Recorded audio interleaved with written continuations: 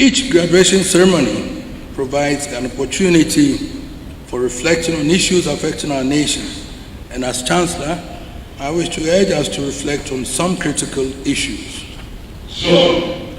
I am confident, and I'm not alone in believing that we are living through the most dangerous period in human history. Africa is caught at the pit of an existential crisis from climate change, for which it bears no responsibility, but must now pay its heaviest price. In the heart of Europe and in the ruins of Gaza, mankind is slowly but seriously drifting into wars, the consequences of which could be incalculable. And all of this stems from the failure, the refusal of men and women to let go of past grievances. Across the African continent, political divisions have deepened conflicts and undermined the scope for cooperation. The refreshing harmony of the ECOWAS sub-region is now endangered by conflicts, and now, in our country, our pride and joy as a fountain of democracy is imperiled by developments that can only stick in our throats. After our lofty experiences of the past 3 decades, how sad it is how sad is it to see the impasse in our legislature, the continuing antipathy towards the institutions of state that should guarantee our peace and stability, and particularly in the challenge to the rule of law. We may have been through some of these experiences before and overcome them, but the vehemence of the current impasse carries forebodings we cannot simply afford.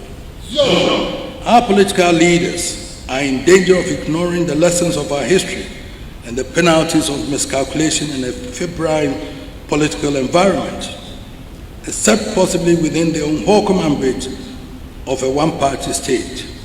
There is no system of governance which can be sustained without a process by which differences are reconciled and litigation is brought to an end.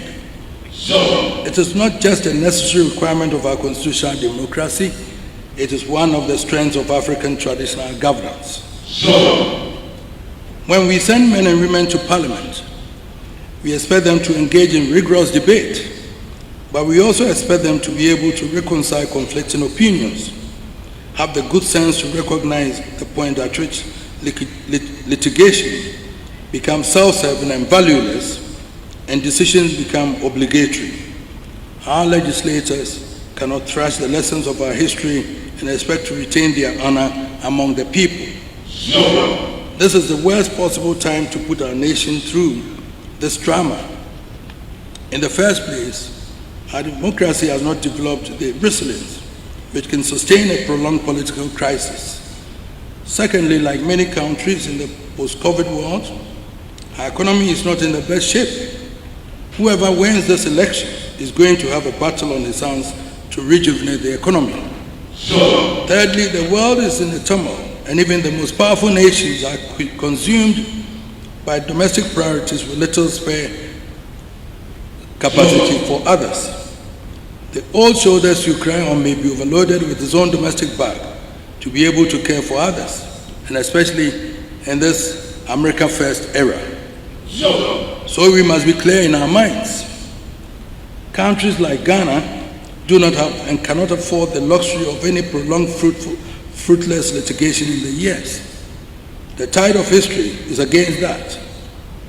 Every individual engaged in the current electoral process must be aware, and every voter in Ghana must know that whoever wins must be able to hit the ground running or risk the danger of a revolution of shattered dreams.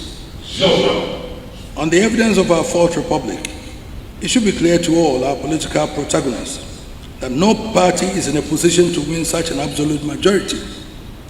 It cannot administer the affairs of the nation without the cooperation of the other party.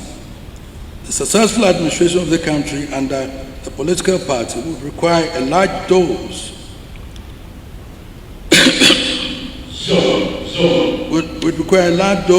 of bipartisan cooperation. Tragically, the current impasse has so ruptured the bipartisan spirit that it threatens to spill over into the future, thrashing the prospects for bipartisan cooperation in the next parliament.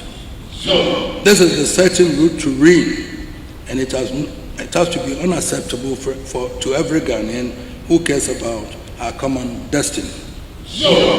Let us join together the beating of hearts of our people from the village to city across Ghana and invoke the cardinal spirit of reconciliation to urge our political leaders to step back from the path to ruin and return to the path of bipartisan cooperation to restore our hopes for future progress and prosperity. Let us drink from the faith of our forefathers and, fortified by the blood and tears of heroes and martyrs, resolve to shine through the gloom and head for the skies to take our just place at the banquet of human progress.